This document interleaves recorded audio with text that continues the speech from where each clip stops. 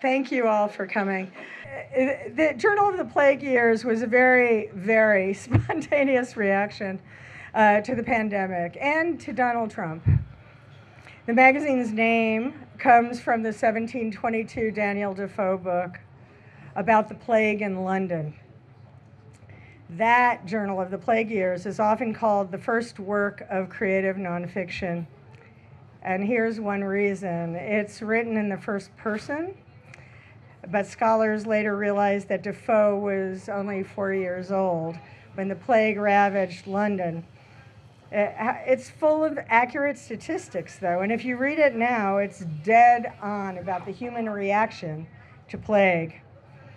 It was an inside joke to name the magazine after that book, but it also expressed our innovative approach that mashes up journalism and creative writing. And I will stress that was never sacrificing journalistic ethics. We just wanted to make journalism readable. Brian Cullman, my co-editor, and I had no idea if this would work. When the pandemic arrived, we'd been reading these really great writers writing on Facebook. Mark Zuckerberg's plantation, I think we should call it. So we started asking them, hey, would you do this for us? Some of you will remember that because we asked you. We were surprised, and people said yes. And these were incredible writers and journalists. I just have to rattle off a few names. Steve Erickson, Michael Gilmore, Blanche McCrary Boyd, Joan Juliet Buck, Luisita Lopez Torregrosa, Mark Cooper, who I will introduce in a minute, Lucian Truscott, Maxine Chernoff, poet. The list goes on, and a whole new generation of poets and writers, including fiction writers recently. I want to stress this is not the 1970s new journalism. This is not a novel that you can't read on your phone. We publish first-person writing, lyric essays, and we publish journalism.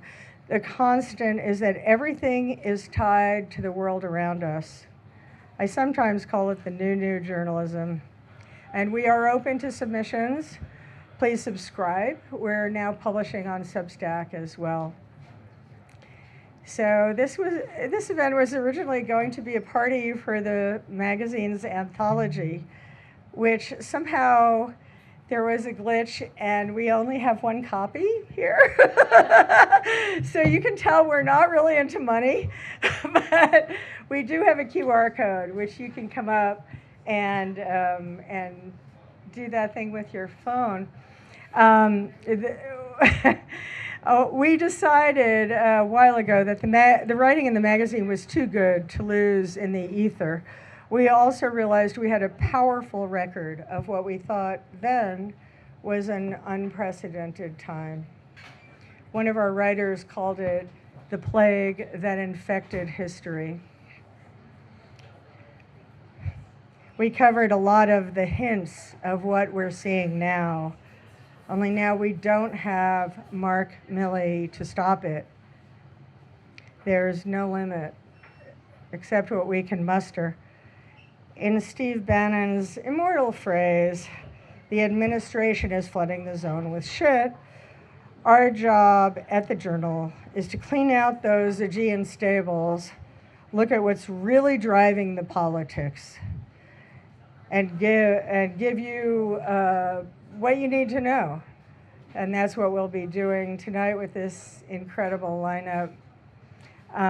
Now to the panel and my introductions, which I hope don't shock the panelists too much. Jean Guerrero has been a columnist for the LA Times. She's now an opinion columnist for the New York Times. In addition to writing for Vanity Fair, Politico, and Wired, she won an Emmy as an investigative reporter on the US-Mexico border. Her first book won a PEN Literary Award and was a New York Times Editor's Choice. I just read her second book, Hate Monger, about Stephen Miller. The book stands with the classics of narrative nonfiction reporting, like Sullivan and Machine and Praying for Sheetrock.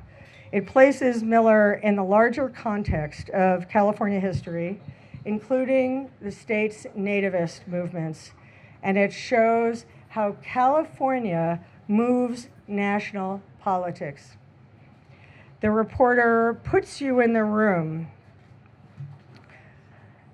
as Miller wields influence, and it does something equally important for me as a reader. It made me understand this guy and why he became the way he is. It's a tour de force. I may be impressed by the wrong things, but Gene can skateboard wearing a dress, like a flowy dress. Mark Cooper, truly in this case, needs no introduction. Of course, that never stopped a writer from talking. He's written for just about everyone, Harper's, The New Yorker, Rolling Stone. He was a contributing editor to The Nation for a long time. He wrote for the LA Weekly, for which many of you may know, from 2001 to 2008. What gives Mark's writing right now more authority and immediacy in this instance in history is something that not everyone knows about him. As a young man, he was Salvador Allende's translator. Allende was the first democratically elected socialist president in history. Allende was deposed in a US-backed coup on, as Mark mentioned to me, September 11th, 1973. After 17 years of military dictatorship and state-sponsored killing by General Augusto Pinochet, Chile is now a democracy, and it's got the youngest head of state in the world, who, like Allende, is a socialist. In fact, he models himself after Allende. Mark was also in Argentina during a coup d'etat in 1976, so he's kind of the coup whisperer. Zahra Aghajan grew up in Iran, and she left when she was 22 to attend UCLA. In elementary school, she wrote an essay saying that she wanted to be a teacher and a neurosurgeon. She came close. She's a neuroscientist. Her work bridges science and technology, and she's creating ways to use new information about the brain and healthcare. I first saw her in the documentary How to Build a Truth Engine, which is about disinformation. She'll talk about her postdoctoral research that helps explain why our brains are so vulnerable to disinformation. You know Sammy Roth as the LA Times climate reporter. He writes the twice-weekly Boiling Point newsletter for the Times and hosts the Boiling Point podcast, both of which focus on clean energy. He was a reporter for the Desert Sun in Palm Springs. And Sammy, I didn't tell you this before, but I just ran into someone at the Joshua Tree Post Office, which is where I have my P.O. box, who told me that your work totally blew her away. She's a gorgeous climber, by the way.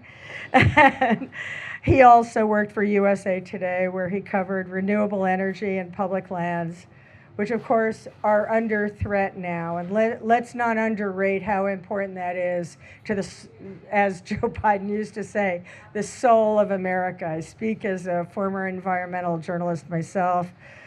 He grew up in Westwood, and for those of you who understand this, he'd like to see the Dodgers win the World Series again. Whatever. Jason Berlin is one of those. Jason Berlin is one of those rare writers who actually does things, while most of us are content to snipe from the sidelines. He was introduced to me by a no-nonsense political organizer near where I live in the desert as the founder of Field Team 6, a voter registration group. Field Team 6 is doing the essential work of registering likely Democratic voters all year round, not just before the elections. They focus on swing districts and swing states, and we know how important those are. And Jason's built a behemoth with 100,000 volunteers. In 2024, they reached 25 million likely voters, with the midterms providing one of the hopes for getting democracy back. Their work couldn't be more important. Jason was a TV writer before he got into politics. He is, if nothing else, versatile. He went from Harvard to Tommy Lee Goes to College. And you're not going home tonight without telling me at least one story, I promise, off the record. I want to quickly shout out two friends in the audience, both of whom have contributed to the magazine. Andrew Tonkovich is the editor of Santa Monica Review and Citric Acid. He's around here. So, oh, there he is.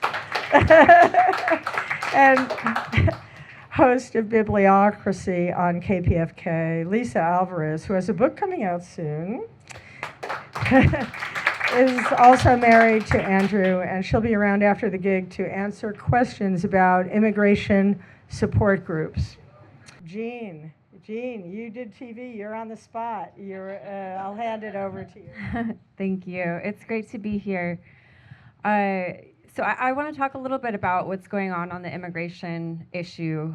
You know, I wrote this book about Trump senior advisor Stephen Miller because I was covering immigration and border issues for KPBS, the NPR and PBS affiliate.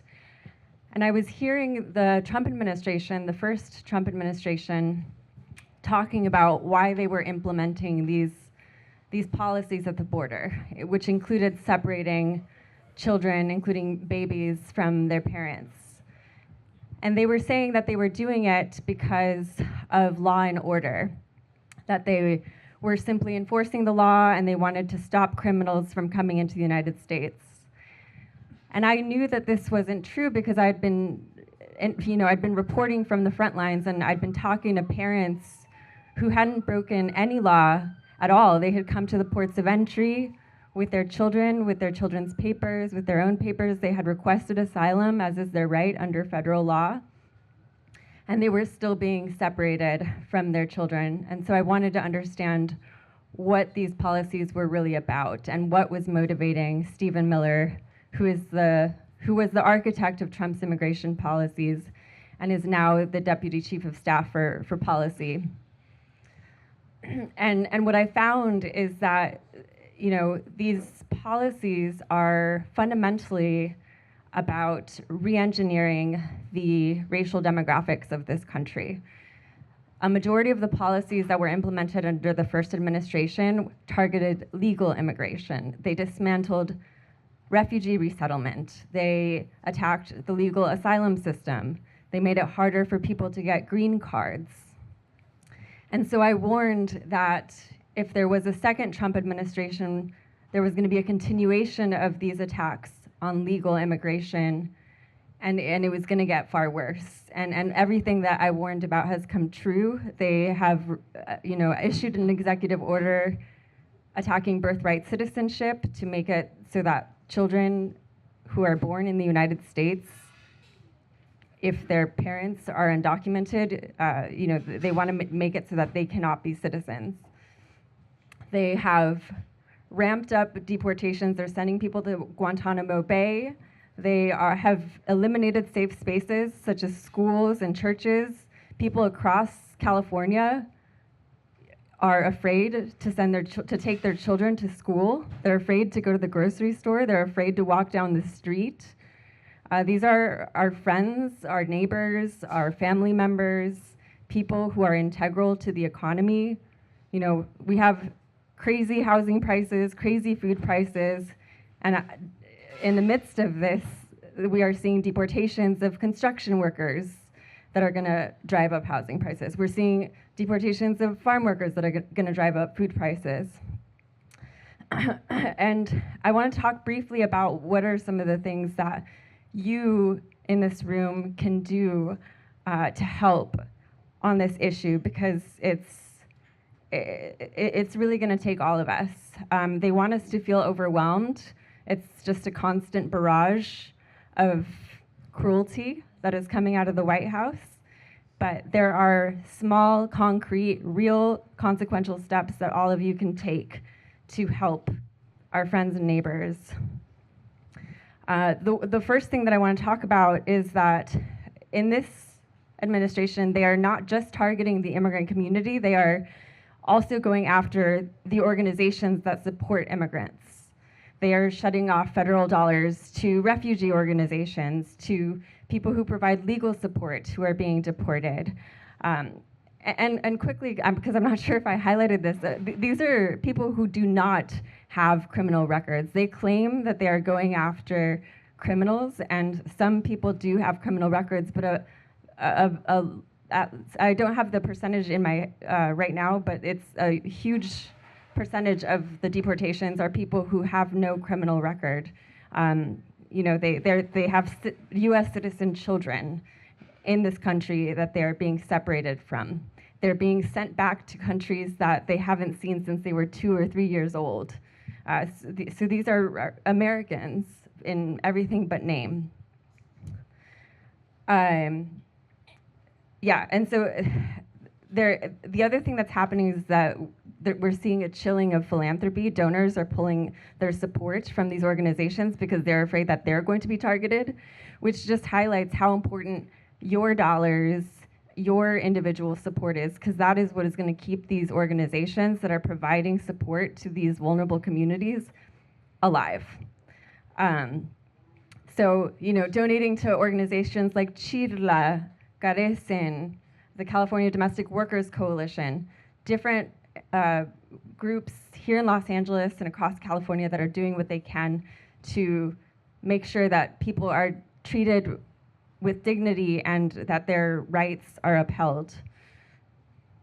So please do donate to these organizations because they need your support now more than ever, and it is one of the only things that that you can do really right now. And the other thing is there's a bill right now, HR 32, which is targeting sanctuary protections. So they want to pull federal funding from crucial programs from states and jurisdictions that are providing, that are not collaborating actively with immigration officials.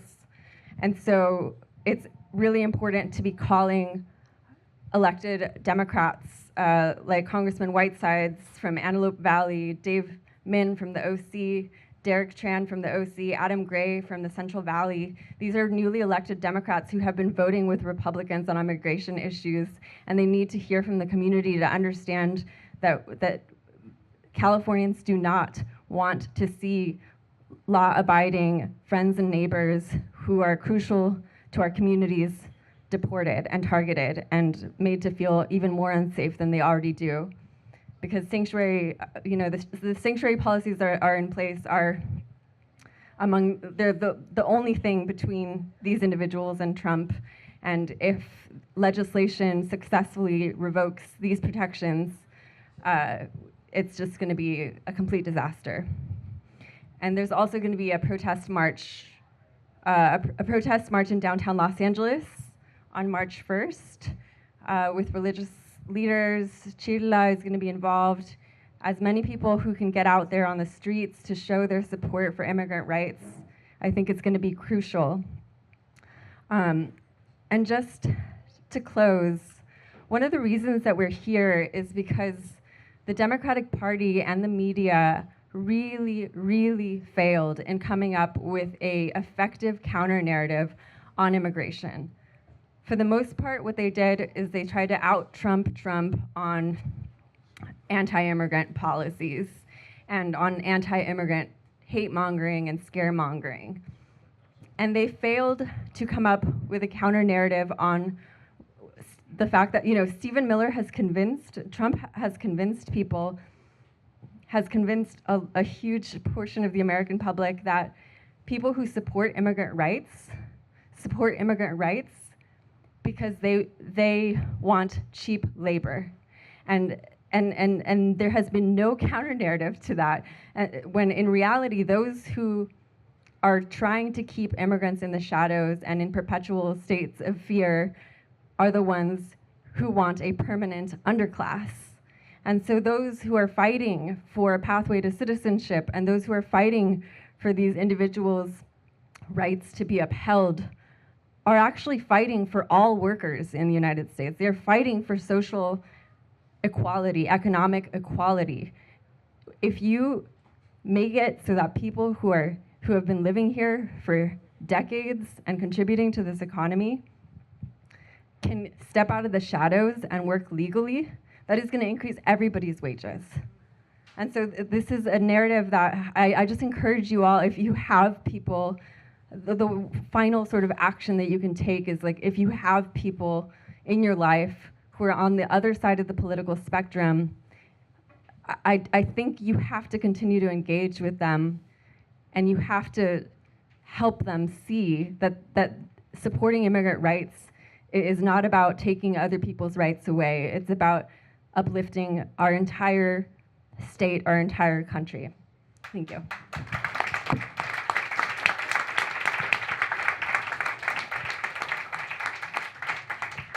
Thank you so much for that. I, rather than editorializing myself, having covered Washington, I always felt this was an incredible missed opportunity and a disaster that the Democrats were trying to out-Republican the Republicans. Nobody believed them. Even when it was true, nobody believed them. Mark Cooper, all right, you're on. Let's talk about the rise and fall of autocracies, because we're ready. Well, we'll talk about the rise of it. And I'll mention, I have all these. These are very, don't be frightened by the number of papers. It's very big type. And they're just notes. I should say that given this venue in West Los Angeles in California, I think people living in the blue states are living in la-la land, and they don't understand that the federal government has jurisdiction over all 50 states. And what we're looking at here is the concentration of power in the hands of the executive, which is the federal government. And that when more repressive or draconian legislation or edicts come forward, they're going to affect Californians as much as anybody else. So I prefer that we look upon ourselves as actors and not just helpers. Having said that, to remedy a situation, you have to diagnose it and know what it is first. And there's a lot of that going on now, which frankly I find to be a gigantic waste of time or a tremendous amount of naivete. I think after 1 month it's very clear where this administration is headed. In 30 days, Donald Trump has been able to acquire and possess enormous amounts of executive power, and he's going to continue on that road. I'm now going to break the narrative that I had laid out for myself. And that means that everybody probably in this room and people you know feel a great urgency to act. But this is not child's play. We are currently in a transition to a presidential dictatorship. And you can call it fascism or not. I don't really care. I lived through the experience of Chile, and there's still a debate whether the Pinochet government was fascist or was it just a military dictatorship. It doesn't matter, because either way you're dead or tortured. So to me, it's a fairly academic question. The reality is that Donald Trump is in power. MAGA controls both houses of Congress. This is not a parliamentary government. Donald Trump holds state power, and there is no quick fix. You have to be engaged from the beginning. You have to be active, but you also have to have patience and direction and organization, which is different than mobilization. Mobilization, you go and then you leave behind a bunch of posters and flyers. Organization with leaders, with a program, and one that offers hope against the darkness that Trump represents is what we need. Americans are extremely inexperienced in this field, currently and historically. We do not have those traditions. Americans don't know what it means to be politically organized. I'm fascinated to hear what Field Team 6 does, and whatever they do, if they're doing something, it's got to be good. But I would say that in the end, you need organization. An organization is built locally and then can be networked. It's built by people talking to each other face to face and being ready for what's coming. Now, when you think of fascism, when most people think of fascism, they think of stormtroopers and German soldiers goose-stepping down the street. In fact, there's many variants of fascism, and in general, the one thing they have in common, the ones that I'll mention, are Germany, as we know, was leveraged to a great degree on Hitler's anti-Semitism and the resentment over the Versailles Treaty. The Spanish fascists were very different. That was basically an alliance with the reactionary church and was more on family values. It was repressive, but not as bloody as Germany, and it stayed neutral during World War II. Italy was also a different situation, and the Italian model was to actually build a totalitarian state. So these folks had different goals. Chile and Argentina also had brutal military dictatorships. What all of these regimes had in common, and I'll mention Iran as well, which is a theocratic form of fascism, obscurantist fascism. All of these countries, to one degree or another, had one thing in common, that these dictatorships were counter-revolutions. They were provoked, or they came about in order to suppress a real threat to the pre-existing order. They were repressive because they were counter-revolutionary. Now, American fascism, which I believe we're in the incipient stage of, is not a counter-revolution. There was no threat of revolution in the United States that I'm aware of in the last 100 years. This is a different animal, and it means it's going to look different. It looks different. You don't have to wait for a Gestapo that may never be formed. You may not have to wait for a Kristallnacht or for goose-stepping soldiers in the street to say, oh, this must be fascism. No, this is American fascism. After all, we are an exceptional country, are we not? And you do not need those who are willingly or unwittingly fascists or authoritarians do not need the regalia that you needed in Italy or Spain to a lesser degree, or Germany. If there was a formal dictatorship in this country today, this intersection tomorrow would look exactly like it does today, unfortunately. I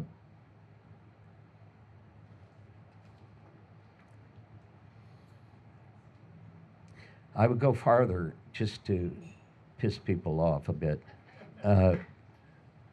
Even those totalitarian or repressive governments that claim to be on the left are also counter-revolutionary.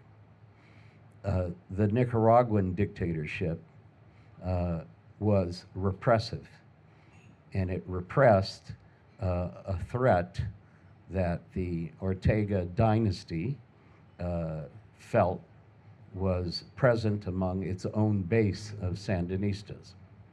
The dictatorship in Venezuela I would also call counter-revolutionary. It was afraid of the masses that had been stirred up that led initially to Chavez and then Maduro, and I do not believe that Chavez was a revolutionary. I believe he was a counter-revolutionary. And even the primary case of Stalin, or Stalinist Russia, was a counter-revolution. Stalin was not an extension of the revolution. He was the gravedigger of the revolution. And during the great purges of the 1930s, it's not an accident, as they used to say. There's no accident, comrade, that Stalin executed the near totality of the Central Committee under Lenin that had led the Russian Revolution. Stalin knew very well what the capacities were of the Russian people in terms of revolution, and he wanted to make sure that was not going to happen. In Iran, the masses were not particularly agitated until they were. And when they were, we had the rise of Khomeini and the theocratic fascists. Here, this dictatorship, and I will argue that if you want me to define where we're at today, we're in a transition to a presidential dictatorship. How far that will go, I don't know, and nobody in this room knows. That's going to be up to us. It's not going to be up to anybody in Congress, and it's not going to be up to the courts. The threat of violence of the sort that we've seen in other fascist or authoritarian countries is probably less probable here, with the possible exception of what's going to happen in the coming weeks or months in terms of the deportations. Currently, the deportations are running at half the number that Joe Biden expelled on a daily basis. So it has been a failure up to now. There are indications that the administration is about to get very serious about this and perhaps to militarize it. I don't know if they will or not. We all know that the economy, forget about the moral issues and the racial issues, the economy cannot persist if you deport 13 million immigrants, apart from the fact that that's logistically impossible. How many are going to get deported, how ugly it's going to be, I don't know. But that's going to be a flashpoint that I think we'll see pretty soon. I would also argue that while Trump is dismantling the administrative state, MAGA is also constructing its own form, its new form of a state that we can see, again, the broad outlines of. And the broad outlines are concentration of power in the executive. And that's why I call it a presidential dictatorship. The Congress has passed one law this year. It doesn't function. The Republicans have a majority, and I'm not sure that if the Democrats win back, I'm not sure the Democrats will win back the House. Theoretically, they should, but they might not. And if they do, that doesn't necessarily mean that things will change a lot. They might, but it's been made very clear to us that you don't really need a Congress to govern. So this is already a government that is unconstitutional. And I think we waste our time, frankly, continuing to denounce that. It's rather obvious. And the debate over that I find to be completely sterile. If you cannot tell by now where this is headed, you need to open your eyes a little bit wider. Congress has surrendered. The courts, people think, have been great, but I'm not a lawyer. I just pretend to be one when there's no other lawyers around. But what we've seen are essentially temporary restraining orders. These are basically procedural issues. They're not substantive. All they are 2 or 3 or 1 month stays until these things go to court. At the top of the pyramid is the Supreme Court. And that's going to be the decisive in whether or not we're going to have a presidential dictatorship with a democratic facade, or if we're going to just have a plain good old presidential dictatorship with no constitutional costume. Trump has already been found, two courts have already found that he's not complying with the TROs, with the restraining orders. He's in violation of those, and that's a criminal violation.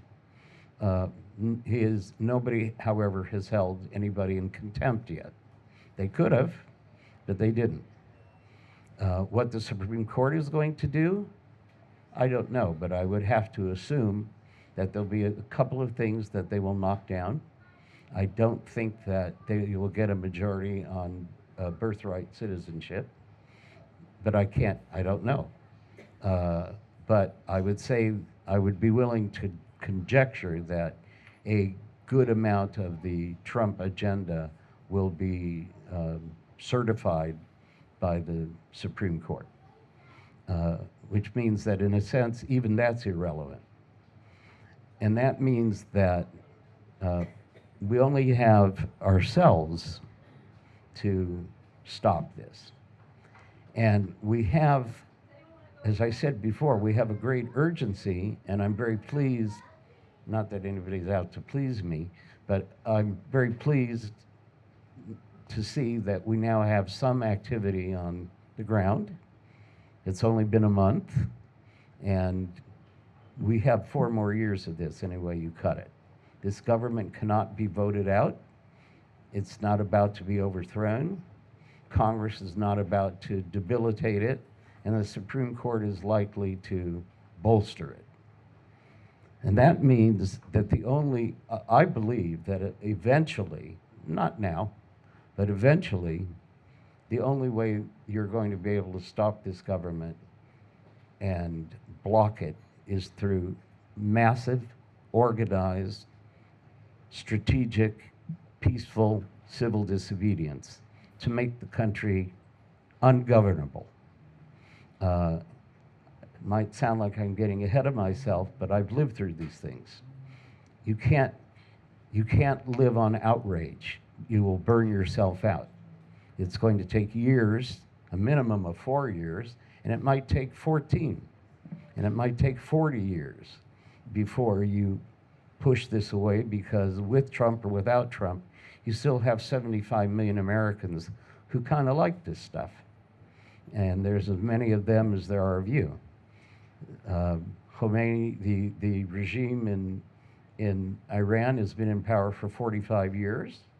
It's been challenged many times, and it's still there. It took the Chileans 17 years, and they're much more advanced politically than Americans are, with significant a significant history of social movements. Took them 17 years. The Argentine military dictatorship did itself in by going to war with Great Britain over a couple hundred sheep in the Falkland Islands, and were met with massive demonstrations, but they knew they had to go.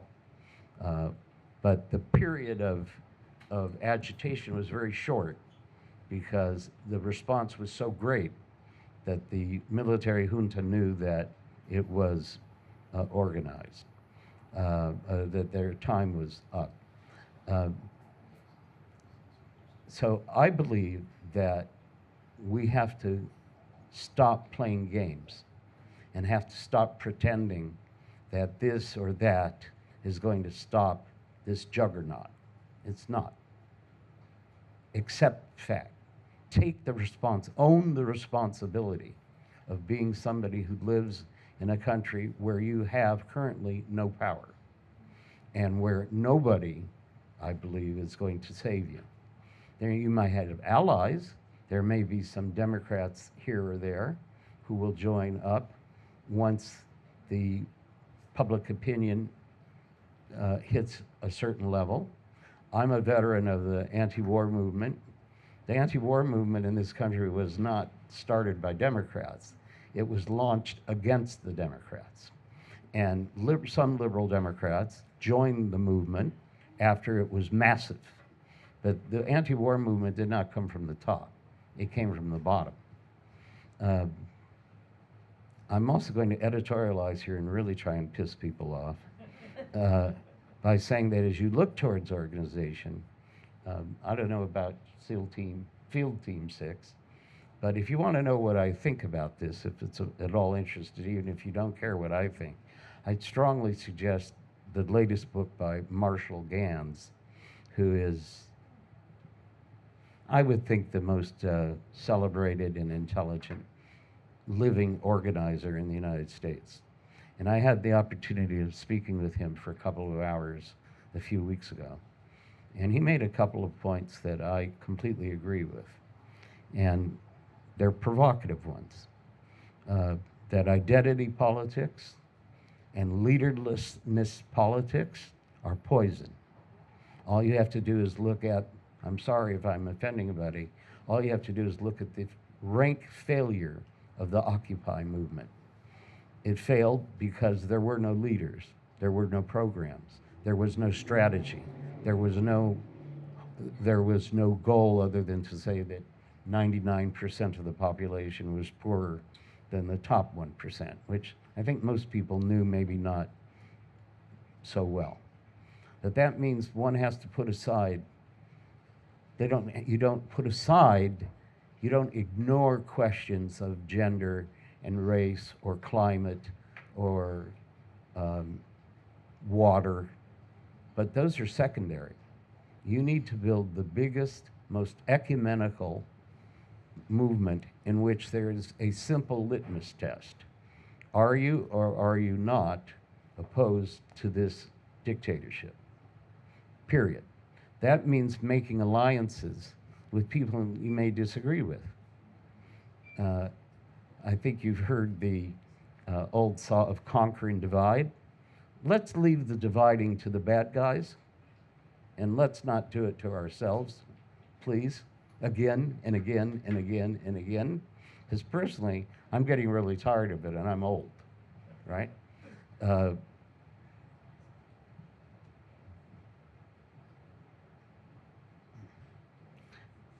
So I will say again,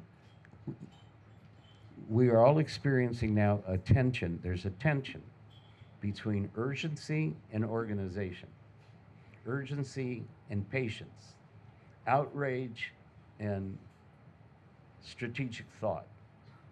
And you have to take that outrage that you feel and turn it into rage, organized rage, targeted rage, rage with a goal. And you have to be able to offer in that movement hope. It can't just be, oh, we're opposed to Trump. That's the beginning. But we want something better than what we had before Trump. And we're not, and we have to offer that. You have to inspire people with hope. When the farm workers originally organized, I'll hold my editorial comments to that point. When they originally organized, it wasn't just about getting a raise from the growers. It was about getting a better life. And people need to be offered an alternative, a hope, etc. I think I had one other thing to say. I did. I think one, no, I said not that I mean I do, not that I did. I have one other thing to say. And I know it'll be quite controversial. I hope it isn't, but it will be. That has to begin yesterday. We don't have time to sit around and wonder, oh, where is this going? Oh, what's going to happen? If you haven't figured it out by now, you know why there's 75 million other people who voted for MAGA, because they couldn't figure it out, right? So you might as well be with them. It's obvious where this is going. And the last point I want to make is that if you're going to bother calling the Democratic congressman. I would be calling them, yeah, to defend the immigrants. However, they have no power to do that. They can't pass wind, let alone legislation. They have no power. They're a minority. And even when they have a majority, that doesn't mean that they have a real majority. If you have 5 or 6 seat majority, you don't have a real majority. And right now, the US government runs out of money about a month from now. And the Republicans need to come up with a funding bill for the US government. And they do not have enough votes in the House to pass that. They have a 3 or 4 seat, whatever it is, majority, but there are 15 or 20 Republicans, representatives who are completely out of their minds. They're not MAGA, they're insane. And they will vote against any bill that requires any spending, including spending to fund the US government. I would propose that we let the Republicans own that next month. Now that's wishing against hope, because I already hear mumblings from Democrats that say, well, we're gonna have to give a few votes to make sure the government doesn't collapse. I'm on Social Security, so I have no great desire to not get my Social Security check. And there are other people who are wholly dependent on that. But I have to tell you something. If you're gonna fight a dictatorship, you have to be ready to make sacrifices. You can't do it from the back seat of a Lexus and say, gee, I hope somebody tells me where I'm going. You have to be prepared. If you ask people from Iran, they're prepared to die to not have to wear a haji. People in Chile were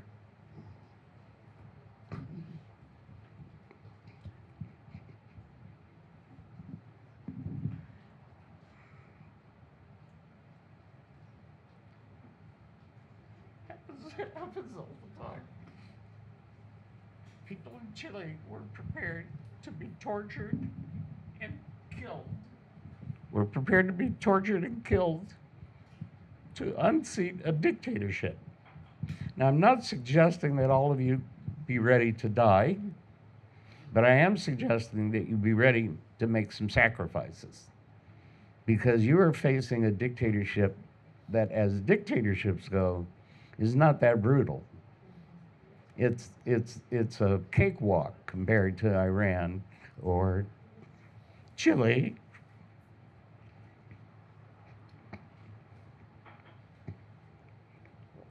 I'm sorry, I'm very fresh. I just came back from a month in Chile. You have to be prepared. And that means making a commitment that you are part, not of a resistance, you're part of an opposition that wants to legally, if possible, or otherwise, dispose of this government. If you're not willing to make that commitment to yourself, if you're not willing to own that responsibility in some form or another, then you're not really doing very much, because that's where we're going. That's all I will say.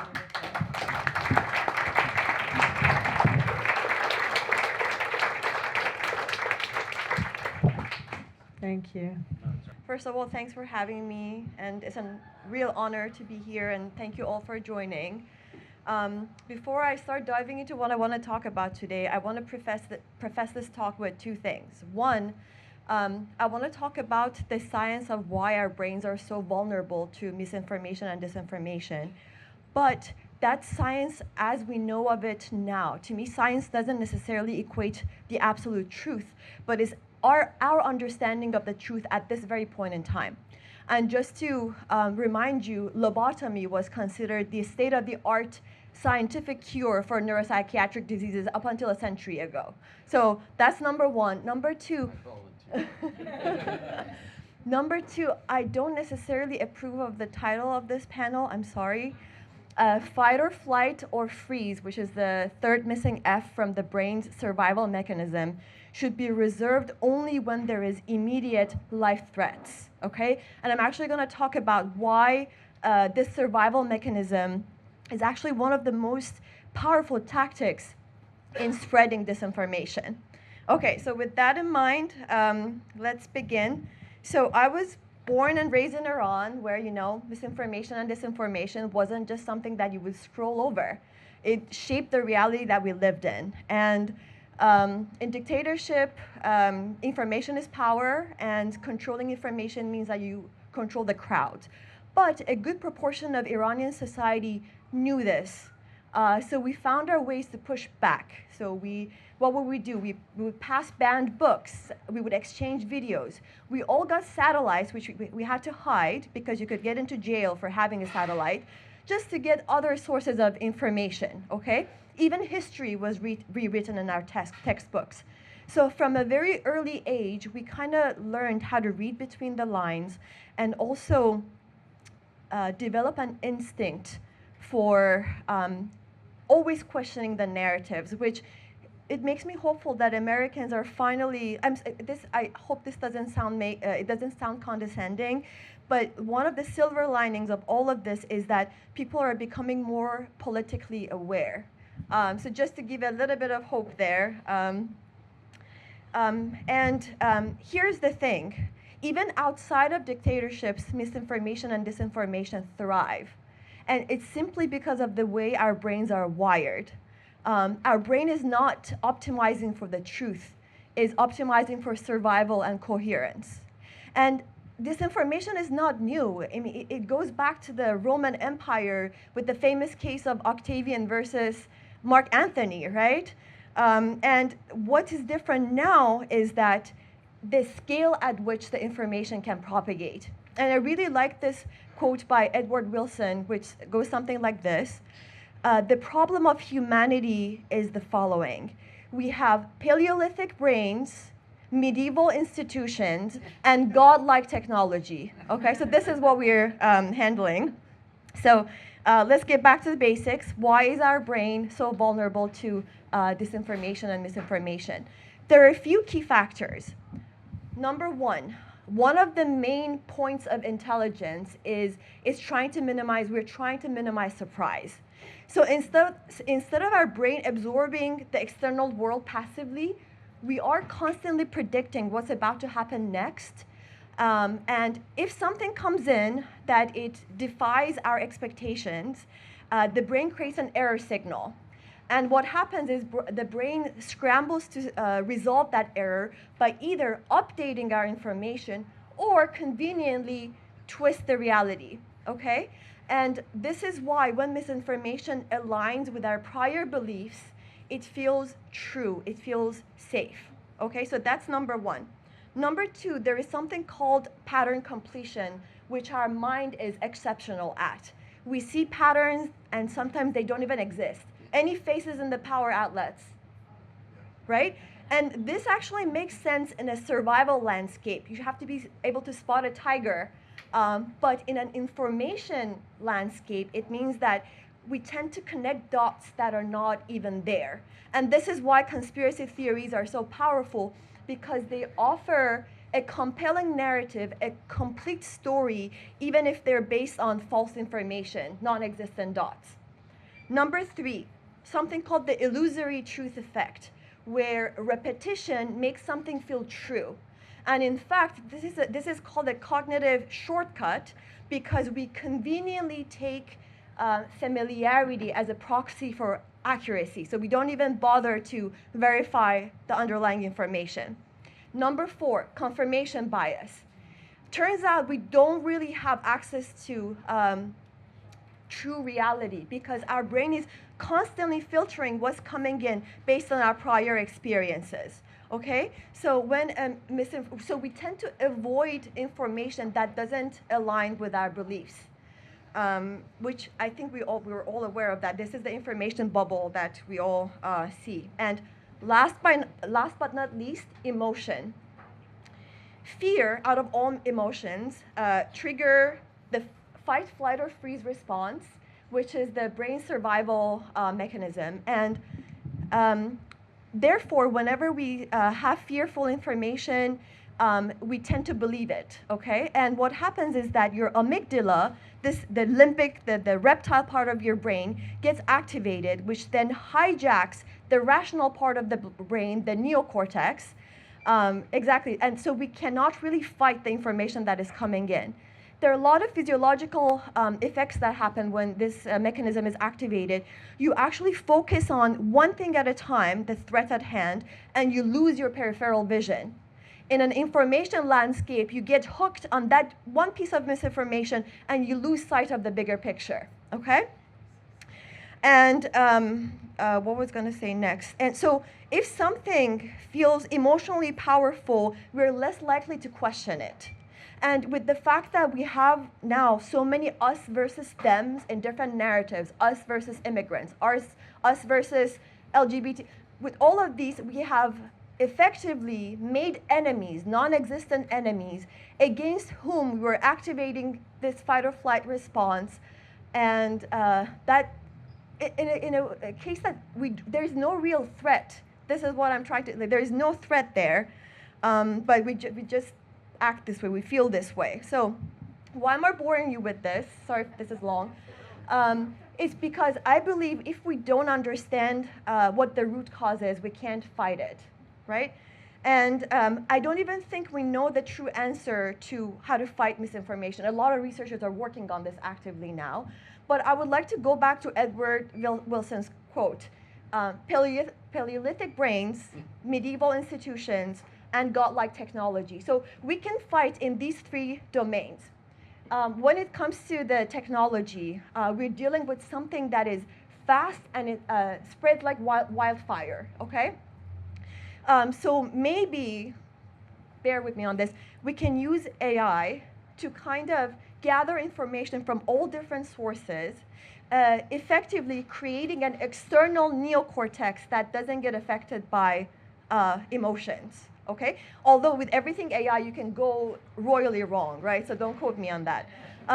Number two, at the level of institutions, maybe investigative journalism is a very good replacement because, again, you have this external neocortex, a lot of people working on a problem to unravel truth.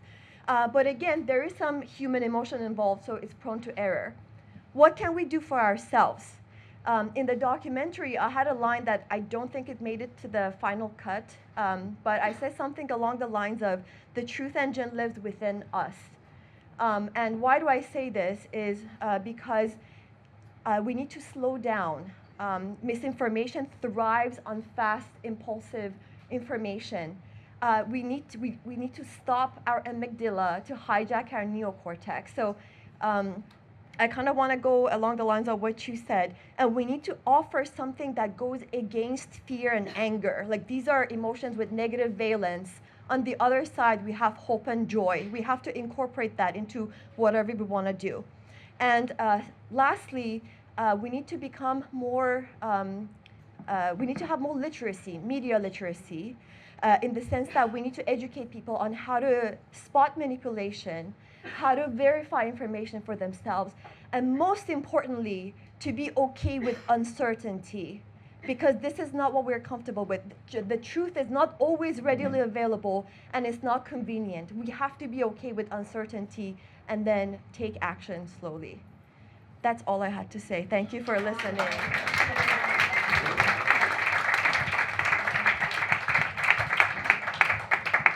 I appreciate your including climate change and environment in this panel because it is so important, even with amidst everything else happening, and there's so many, unfortunately, so many important and terrifying things happening. I think that frequently, I mean, climate change is the main thing that I write about, and it does frequently get lost amidst everything else that's going on with the decline of democracy, which I obviously can't disagree with you, Mark, is the most important thing that we all ought to be focused on, and with immigration and deportations and with misinformation, which obviously as a journalist I deal with constantly, and it's one of the biggest reasons we face all of these challenges because people don't have either don't have access to or have access to but don't want to believe what's really going on.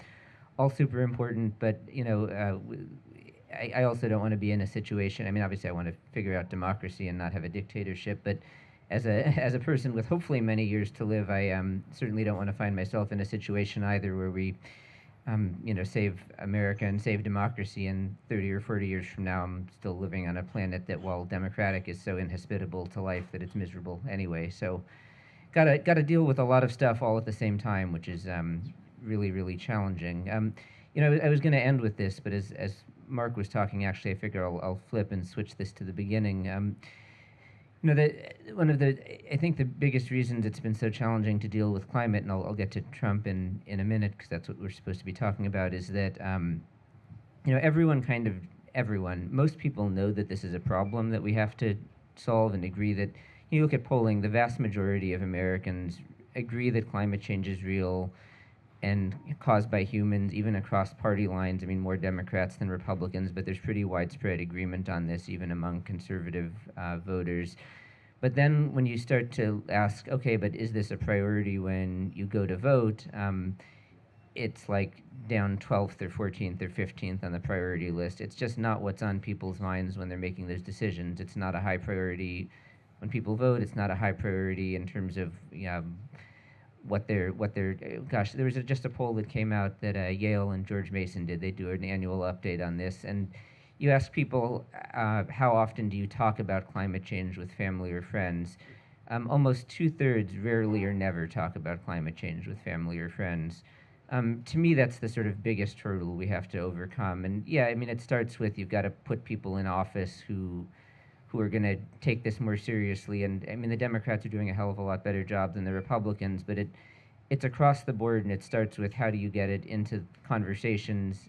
How do you get it in people's minds in the ballot box? How do you get it into the culture? I mean, we're here sitting in Culver City. I've been writing a lot of stories about how climate is or isn't represented in movies and TV shows, and so I'm thinking about who might be here in the coffee shop with us tonight. We're in a city called the Heart of Screenland, and there's been a lot of studies recently showing that climate change is almost never represented on screen, which to me has a lot to do with why it's just not on people's minds most of the time. So, I mean, to get to the Trump administration, I mean, Jean was talking about the constant barrage of actions on immigration. It's been totally the same with climate, which is not surprising. Trump has been talking about drill, baby, drill forever. And that's very much only the beginning. Trump couldn't get much more drill, baby, drilling if he wanted to. Oil and gas production in the United States have been at a record level, even under President Biden, for reasons that were, frankly, not even that much Joe Biden's fault. Oil and gas production is largely set by global prices for oil and gas. Biden had to make some deals with people in Congress to get the Inflation Reduction Act passed, including agreeing to continued oil and gas leasing on public lands. The Inflation Reduction Act was the biggest climate law that ever got passed. There were hundreds of billions of dollars in there for clean energy initiatives, conservation initiatives. One of the biggest and most significant things that Trump has done so far, everyone's been following the freeze of federal funding across the board, which they seem to be trying to keep in place in a lot of areas, despite those temporary restraining orders from the courts, saying, no, you have to keep spending the money that Congress has allocated because that's how democracy is supposed to work. While some of the biggest areas that have been affected is funding from the Inflation Reduction Act and from also the bipartisan infrastructure law, which had a lot of money for clean energy and climate initiatives too. So this is money to build factories to build electric vehicles in the United States, and money to give grants and loans to help fund solar and wind farms, and to build local community scale solar microgrids, and to build electric vehicle chargers along highways, which they're trying to stop now. Again, questionable legally. They're going to try to do it anyway. And money that is mostly, analyses have shown, going to benefit red congressional districts by far, just by virtue of where these projects are supposed to be built. It's not like the Democrats designed the law that way. That's just where the money happens to be going. In terms of, Trump issued an executive order on day one, an energy emergency executive order. This it didn't make any sense. He said that we have an energy emergency. We don't have enough energy in the United States, which isn't true. He listed what constitutes energy. Solar and wind weren't on the list. So they immediately, despite saying they've put out all these executive orders now saying the Army Corps of Engineers and various other agencies are going to bypass all environmental laws and issue permits for liquefied natural gas pipelines and export terminals and do all of this with as little environmental review as possible. Meanwhile, they've paused all permitting and leasing for solar and wind projects on public lands. It's designed. I mean, Trump sat down during the campaign with a bunch of oil and gas executives at Mar-a-Lago and said, if you give me, I think this was first reported by Washington Post, if you give me $1 billion for my campaign, I'll do whatever you want. Lo and behold, the Energy Secretary of the United States, confirmed by the Senate, with 8 Democratic votes, by the way, in addition to all of the Republicans, is now Chris Wright, who is an executive at an a fossil fuel company, the CEO of Liberty Energy.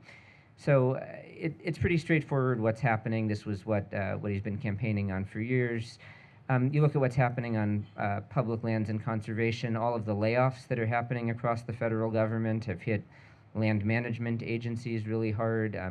The National Park Service, they reversed, I think, a couple hundred of them maybe, but there's still widespread layoffs that if you're planning to visit a national park this summer or a national preserve or various national monuments, other sites that are run by the Interior Department or the Park Service, very likely not going to be such a pleasant experience. People who do search and rescue, people who man the visitor centers, huge cuts. The head of the Bureau of Land Management, which manages like, I want to say 250 million acres. It's the biggest land management agency in the West.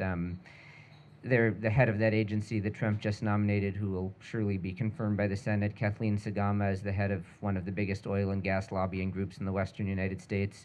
Pretty much they want to turn public lands as best they can into an oil and gas production machine.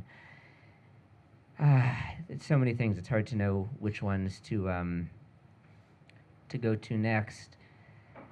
I talked about how part of the issue is that people just aren't talking about this enough. The Republicans are going to be where the Republicans are at. And, Mark, you were talking about how you need to work with people sort of across the board to get democracy online, and I agree with that. For better or worse, I don't see a lot of overlap right now between, in terms of, you're not going to find people who are going to help on democracy who aren't on the right page on climate. I mean, the people who are trying to tear down democracy are trying to tear down the climate as well. So it kind of lines up. The things you can be doing to help with democracy are also the things you can be doing to help with climate. I mean, the Democratic Party did pass all of these significant bills under Biden, just barely by the skin of their teeth. The Inflation Reduction Act got through with exactly 50 votes in the Senate, and that was after Joe Biden cut a bunch of deals with Joe Manchin to get that 50th vote. It was an imperfect bill, but it was more than anything that had been done before. I think what Mark was saying about trying to, build movements, and I'm not an expert in building political movements, so I won't go too far there. I'm a journalist too, so it's not my job to talk about specific organizations or causes to support, but there definitely needs to be a different message. I mean, look, we just had in Los Angeles County here, I think everyone just got a taste of how how terrible the climate crisis can be with the wildfires. It's not that climate change ignited these fires. It's not that we haven't had fires before, that they might not have been bad anyway, but there's all sorts of science that has been predicting this, that has been showing that fires like these, because of how much hotter it's getting, because of how much drier our dry spells are getting, that events like these are getting substantially worse. There have already been attribution studies about these particular fires, estimating how much worse they were because of how dry it has been the last, the 8 months before these fires, because of how warm it was in January. It's fires, it's heat waves, it's storms, it's sea level rise. All of this stuff is going to just continue to get progressively more and more deadly, and it's air pollution as well from the burning of coal and oil and gas, which even without the climate consequences is killing millions of people around the world every year. So there needs to be some way to work this in so that climate is a really significant part of the conversation about what's going on with democracy and with immigration and with all of these other important and existential topics, frankly, because otherwise it's not going to get done in this barrage that's happening.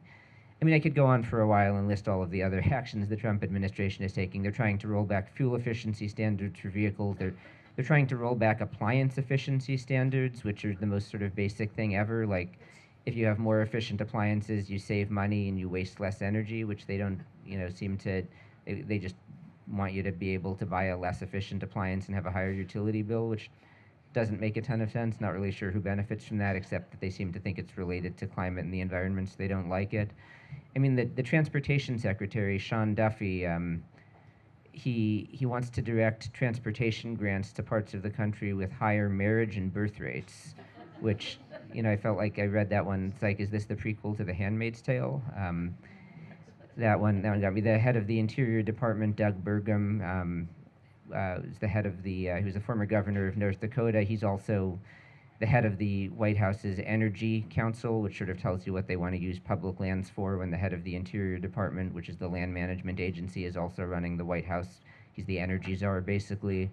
It's not a secret what's happening, but this just, I think, needs to be something that's sort of front and center and on people's minds, that everyone is talking about actively, and not just like, oh yeah, that's bad, but now I'm going to move on to the next thing. So that's what I got. Good. Great, thank you.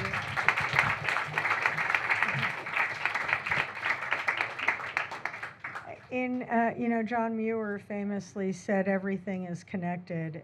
He said it in a slightly more wordy way, but what he said was if you pull on one thread of the universe, you pull at all the other threads. It was something to that effect. Something like that, yeah. I mean, I wrote a history of the environmental movement, but it was a while ago, so I don't remember the exact quote.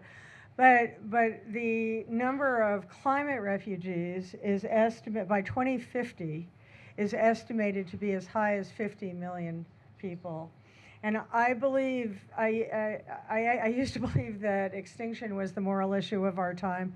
Now I'm much more short-term in my thinking. I think human migration is the moral issue of our time. And that is why I feel so strongly that it needs to be reframed, and that's a long-term proposition. I think that's one big reason the Democrats lost. Sorry, I just had to throw that in there. And now we have Jason, and then we'll take questions. Hello. Hey, I'm Jason Berlin, founder of Field Team 6. Thank you so much for having me. It's such a huge honor to be on this panel with all your huge brains and hearts, and I've learned so much just sitting here. So I was a TV writer for 18 years. Then Trump got elected. I lost my goddamn mind, like probably most of us here. And I quit that career to jump into the resistance full time so I could fight Trump all day, every day. A lot of people did. Millions of things. It's not just me, thank God, and that's why it worked. There were millions of people across the country. I went to February 2017 after the initial coma of mourning that electoral loss. I went to my first meeting. It was a swing left, new organization on the scene. First meeting I'd gone to, activist meeting. They invited 20 people, 150 showed up, and what we didn't know at the time was that was happening all across the country. So that resistance, that, after Trump's puny inauguration, the very next day, it was like, you want a crowd? Here's a crowd. It's the Women's March, the biggest protest in world history at the time. Totally peaceful across the world. And that was the starter pistol that kicked off the resistance. I joined Swing Left and Indivisible, then worked with the California Democratic Party, rallied a small army of volunteers who registered over 6,000 Democratic voters in Southern California, helped to flip all 5 swing districts of Southern California in the 2018 midterms, and helped flip the House. That was the proudest work I had ever been a part of, and that's when my job with the California Democratic Party ended. It was routine and also insane. What we discovered was that locally there was a huge vacuum in the activist landscape as far as voter registration. No one was doing partisan voter registration, going out there registering Democrats and progressive independents. So 2 weeks after the midterms, I started Field Team 6 with the idea that we would go national and see if that vacuum existed nationally. It did. Spoiler alert. But our stated mission was and remains Registered Democrats Save the World. We opened chapters in swing states, specifically swing states and districts across the country where just a few new Democratic voters can change the balance of power, swing an election. COVID happened in 2020. We had to pull down all our in-person voter drives and figure out whether we would live or die as an organization. With 2020 bearing down on us, seemed like a bad time to break up the band. So we put together a first-of-its-kind database, not of the voter rolls, but of pre-voters, unregistered people who are likely Democrats. It turns out that data vendors have these. There is no database like this nationally but the one we have. The Democratic Party does not have a database like this. You would think the Democratic Party nationally would do voter registration. You would be wrong. A little bit. And there are exceptions in certain states. The Wisconsin Democrats are amazing, for example. But in general, it doesn't happen. So this database was crucial. They're deemed likely Democrats, these unregistered people using a data bouillabaisse of age, gender, location, some purchase data. They drive a Prius, eat kale, go to yoga, might be a Democrat. The targeting actually does work. So our goal for 2020 was to help register 100,000 new voters. We had to go digital, so we did not hit 100,000, we hit 700,000. We kept on doing this digital outreach, building this database. In 22, we were able to add 1.5 million new voters and bring our total to 2.3 million, helping beat back what was supposed to be a red wave in 22. Actually, not only secure Democratic control of the Senate, but add to our majority by one. And though we are waiting for the secretaries of state across the country to update all their voter rolls so we can compare our outreach database to those updated rolls and see how many people we registered in 24. So I don't have those results yet. What I can tell you is that in the 22 midterms, we contacted 5 million unregistered likely Democrats, 1.5 million of them registered as Democrats and independents, 660,000 of them voted. So 5 million we contacted. Our goal was to double that in 24. We quintupled it. We contacted 25 million unregistered likely Democrats across the country, the vast majority in swing states and every single swing House district in the country. So at this point, most people's initial reaction and my reaction after the election was, well, guess it didn't matter. You lost anyway. Why does it matter? Here's why it matters in a gigantic way. Not to sugarcoat it, we lost. It was catastrophic. It was my personal and all of our worst nightmare. Republican trifecta. Not by much. Doesn't have to be by much. It's actually by, if you just count the 230,000 votes that swung the blue wall, Pennsylvania, Michigan, Wisconsin, 230,000 votes. It's 0.15 of 1% of all the people who voted. Razor thin. However, what I can say, out of the 25 million people that we contacted, Field Team 6, we helped win 5 swing Senate seats and 43 swing House seats. So the reason that matters is because we won all 5 of those Senate seats, we have a shot at taking back the Senate in 28. If we hadn't won every single one of those, we would not have a shot. Because we won those 43 House seats and battled the Republicans almost to a draw in the House, they have a tiny majority. They cannot accomplish anything without us. If we want to shut down the government because they can't pass, or if we want to allow their chaos to shut down the government because they cannot pass a budget, we can do that, and they will have to own that. And from the wins that we had, cumulatively in 20, 22, 24, we can use that as a foothold to take back power. It's not going to be easy, but thank God we have that foothold. I want to agree with Mark that the organizing we need to do needs to start yesterday. The good news is it did, okay? What the resistance did, the national activist infrastructure that blossomed after 2016, the Women's March was the starter pistol, but thousands of organizations started. Swing Left, Indivisible, that were not there, Field Team 6. We have now had 8 years of organizing experience. That's 2 full Army stints. We're getting good at this, you know? No team, there is no team, no matter how good, there is no team that never loses. And just because we had this catastrophic loss just now, that does not mean that the national activist infrastructure is not the most powerful organizing force in modern history. We won in 2018, we won in 2020, restoring a democratic trifecta against 93% odds historically that say that there should have been a red wave in which we suffered catastrophic losses. We beat that back. There was no red wave. And in 24, yes, we did lose. That's why it's not sustainable in a 2-party system to have one party that's against the system. Eventually, they're going to win, and then this happens.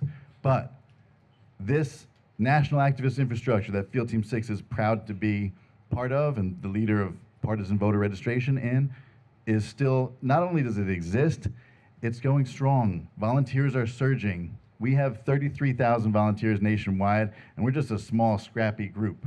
We have volunteer staff of 100. Not only our staff, but the thousands of volunteers nationwide are vast majority women, as is the resistance nationwide. Just to give props where it's due. The media, part of why you don't know about the resistance is that the media has failed to tell that story. Rachel, I don't have to say her last name, every once in a while has the leaders of Indivisible on, and that's great, and it helps. That's spit in the ocean, you know? There is a huge activist infrastructure that has been behind all these victories in the 7 years between 2016 and 24. And that is going strong now. That's something that we have now that we did not have in 2016. You can see in the election results in 24, Trump won by 6% in the non-swing states. In the swing states, where the activist groups did the great majority of our work, he won by 3%. That made a lot of victories down ballot possible, and that shows what we did. I also just want to say, there's a political scientist, Erica Chenoweth, who has studied the popular movements through history, and she's found that when a social movement attracts 3.5% of the population, which in America would be about 12 million people, its success becomes almost inevitable. That's something that we need to work towards. So Field Team 6, we need every single one of you, good people who wants to and can volunteer and or donate to be part of this and help us out. And also in addition to that, registering voters, that has to happen in the background because we will need them to win the next elections. We need them to flip the House in 26. We will need new voters to take back the Senate and White House in 28 and save this democracy. If that's going to be possible, we need more than us. We need more than registering Democrats. We also need massive, peaceful, social protests that build on the record the Women's March set, and then that was eclipsed by Black Lives Matter. We need to eclipse that too. And so keep looking for every opportunity. People are demoralized now. We understand, we're all there. But as Trump's mistakes pile up and as the effects of these catastrophic mistakes start to affect people's lives across the country, I think we can expect these peaceful protests to grow over time. And we just have to be looking to seize every opportunity to join them. Do keep calling your elected representatives. That helps. We've seen some Democrats grow a spine and start saying, I am going to vote no on every Trump nomination. That's what we need. Fascism succeeds when it's able to go fast. We need to slow everything down. Let's slow it way down. We want to throw sand in every gear. We want our Democrats in the Congress and Senate to use every dilatory tactic, every routine detour they can take, slow things down. Every hour and day that we can distract them from accomplishing destruction and cruelty and evil is a victory. And if we can put the federal government into more or less a state of suspended animation until we can take it back over and right this ship, we'll be doing some good. Also, I'm sorry, really last thing I'm going to say. We are right now, 2026 seems so far away.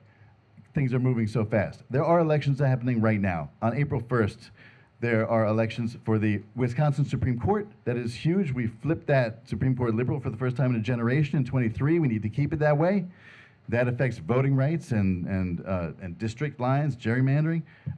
And there are 2 special elections in Florida for House seats. It's Florida 1 and 6, previously represented by Matt Gaetz. It burns my throat to say that name, and Mike Waltz. Odds are low we will win them. However, we need to take on every single fight that is available. Right now, we don't have the luxury of deciding which ones we want to or don't want to. If it's a fight, we need to be in it. If we can force them to spend $1 where they wouldn't, that helps. Also, we don't know exactly what we're capable of right now. A few weeks ago, there was a special election for an Iowa Senate seat that swung 25 points to the left. It went 21 points for Trump, and then the Democrat just now, Mike Zimmer, won it by 4 points. 25 points. That's a lot. So Elise Stefanik, whose special election will be up sometime, hasn't been announced yet, sometime this year probably, she won her district by 24 points. We do a 25-point swing, we take that back. Narrow their already razor-thin majority in the House even further, prevent them from getting stuff done, and increase the odds that we take back 2026. So keep fighting, keep fighting. Look at all of us here. All you beautiful people, you're out here because you care. There's a lot of us across the country. And this deep ugly in the country is being answered by a deeper beauty that is all of us. So we stick together. We have to. We got a chance at winning this.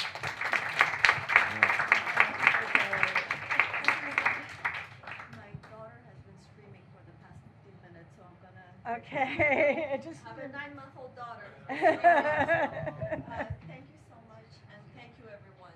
Thank you.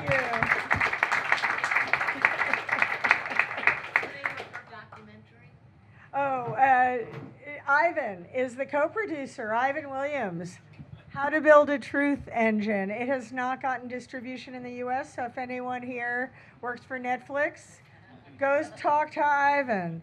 I also wanted to say we do have a sort of basic list of activist groups, and Joshua has that. So if you could hand it out and pretend we're in class. Also, I hope everybody, I have to do this, will subscribe to the magazine, journaloftheplagueyears.ink and Journal of the Plague Years on Substack. We publish Mark Cooper sometimes, and Lucian Truscott, and it's worthwhile. Questions? I know we've been sitting here a long time. I kind of want to stand up and like do a 2-minute, kind of. Yes. Hi. Friends of mine and myself are very frustrated because we're looking for places to go to get together and protest all over the place, but there doesn't seem to be a clearinghouse where you can punch in and protest near me. Why doesn't that exist? Does anyone know, is 50501 the place for that? Because we've been hunting and no matter where we Yeah, search, I've been trying to do that, but I'm speculating because I know it's like events.org or something like that. But I think the algorithms have something to do with this because it existed at one point. It was on Indivisible at 3 different spots, and then all of a sudden it did not exist. I was on a call with 500 people. It literally could not be found the next day. Something is happening. I want to give you a non-answer. and I want to do it with a disclaimer, which is that I fully support the kind of work that field team, you want to call it SEAL team, field, field team 6 is doing. They're doing more than 99% of everybody else, and it's important what they do. But we need more than that, and we don't know what kind of voting restrictions there's going to be. We don't know what kind of funding there's going to be. As I'm sure you know, the seat that was contested in Wisconsin, Elon Musk is now backing a candidate that can unseat that seat with a lot of money. And I'm just arguing that I'm just going to repeat in different terms. You don't need to look on the web for where to go. You need to talk to your neighbors. I'm doing that. Yeah. But we gotta- You need to form your own organization. That doesn't mean it can't be affiliated with others. But the most persuasive type of conversion or organization is when it comes from people in your community that you know who, and not when it comes in a message in one of these texts, of which I get 500 a day, telling me that we're just moments away from passing the King's Act, because we're not. So I would,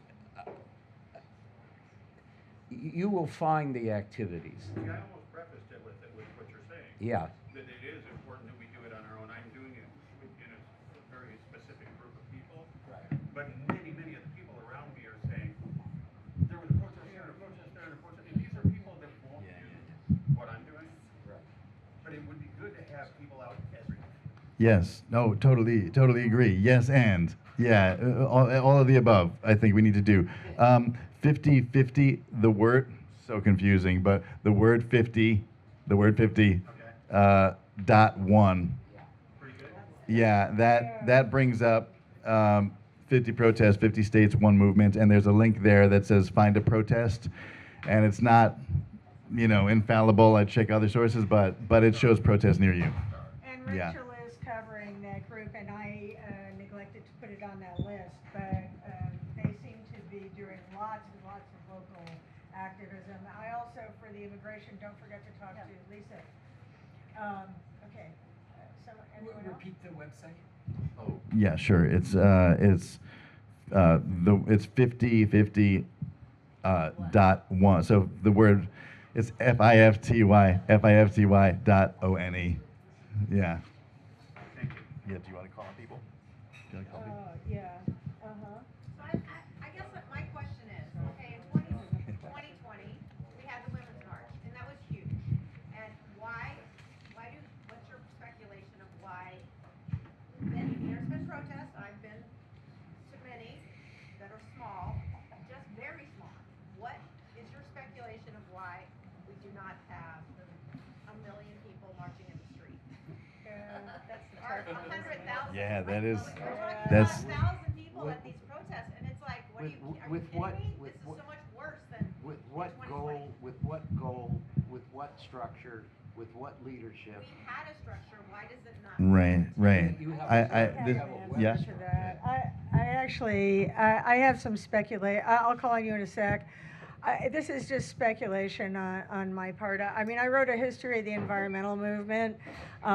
So I wrote about Earth Day. It was a history, of when I actually marched when I was a kid in Earth Day. And this is just my feeling, and other people may have more data on it. But I just, we have never gone through this in America. And if you look at Tim Snyder, and listen to Tim Snyder, from Yale, who's on TV all the time, what someone like Trump does is he makes people feel powerless. But the thing that I was listening to actually yesterday was very interesting about the Snyder was saying it doesn't work with foreign leaders who despise him, obviously, and know that he's a toady to Putin and other autocrats, but within the country. His sort of posturing and the discuss. I'm sorry, I can't be very articulate about this. Just disgusting, macho bullshit. It does, and I think the betrayal by our fellow Americans is also very difficult to deal with emotionally. But anyway, that's I'm just telling you because I've been thinking about this too. Yes, over there. Yeah, I'm just going to say something. Thank you for your organization. I've been on the streets since the Women's March.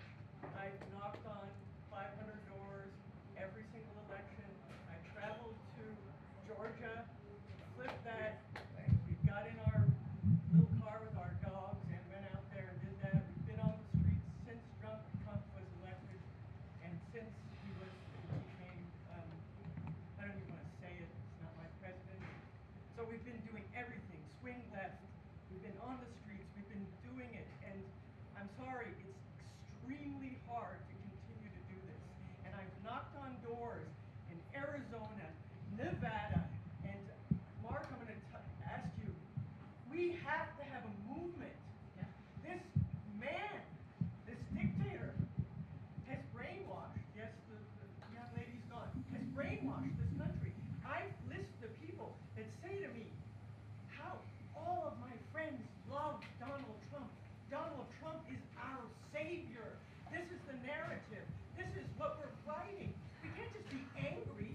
We have to have a narrative in this country to say, Bernie Sanders had a narrative. We had this idea. There are things wrong. Yes. But we have to have not only outrage, but a narrative, a story. The media has to tell a story. We have to tell a story of what it is, what we are. Preserving the climate, preserving preserving the identity of this country. This beautiful country that they're trying to destroy. But it's really hard because we don't have a story. We're fighting each other. The Democrats, I'm sorry, I'm really upset at them. We knocked our asses off. We spent thousands of dollars driving ourselves to places. And then it was totally disorganized when we got to Nevada. I mean, excuse me, really? Right. So we're here, we're ready to fight. Where are the people? Yeah. And how is Yeah. our narrative? How do we I say, just want this is to. what love is. This Yeah. is what joy is. Yes. This is what Yes. America is. Yes. And this is what we need to tell people because all of us have that in our hearts. Absolutely. We're not going to give up this country. Can I, let me. Hell yes. Beautiful. That's beautiful. That's beautiful. Thank you so much for everything that you've done. It all counts, and yes to all of that. We need to keep going in that direction. I want to respond to what you said and to what you said. And I don't think some people are going to like it. I'm trying to get people to dislike me, but I'm not doing very well tonight. On a factual basis, canvassing out of state is extremely ineffective because people don't want to. Well, Okay, I'm going to argue we with have that. different views of organizing because people don't want to hear from you because they don't know you. And let me finish. I'm listening. Let me. I'm hearing what Americans are saying. I understand. I'm not talking at them. I understand that, but they don't know you, and they know that you're canvassing for some entity somewhere, and I will tie it to what this young lady said, and the answer, I think, is much more complex than one would like to think. If Sammy tells you that only 1/3 of Americans even discuss climate change, why do you expect that people are going to listen to you about programmatic change on a policy level that they know nothing about? There's a difference I wanna between. offer a counterpoint to that. Let me finish. Okay. MAGA has a social movement. MAGA has people in their communities going to the same churches and the same little leagues and the same town halls and the same barbecues in their own town, okay? And the progressive side, or even just plain old Democrats, do not. There is not an ongoing Democratic or small d Democratic presence almost anywhere, except on election day or a couple weeks before when volunteers are sent out to and I don't know if you know my district. My district is the 3rd district in Washington. And that was a swing district. And I am not a Democrat, but I'm a registered Democrat. That was one of the most, in 2022, that was one of the most important races there were in a purple county that had been governed by a sort of moderate Trumpy who could not run again because she was the one who ratted out Matt Gaetz' discussion with Trump on January 6th. The election was between a militia member for the Republicans and a woman who was not a professional politician, but was in fact a small business owner and actually spoke the local language. And she's a blue dog Democrat. She's one of 2 or 3 that votes a lot of times with Republicans, but she's pro-choice, and she's a lot better than the Republicans that we had. I live in a city of 150,000 people, 1 mile from Portland, across the river. I'm a registered Democrat. I was contacted by nobody, and there is no Democratic presence in my city. And if I were to knock on somebody's door and somehow convince them, which I doubt, that they should be more involved in the Democratic Party, there is no Democratic Party where I live, like there is no Democratic Party where most people live, where they can hang out, where they can socialize, where they can meet each other, and where they can build community ties. That's why Donald Trump won.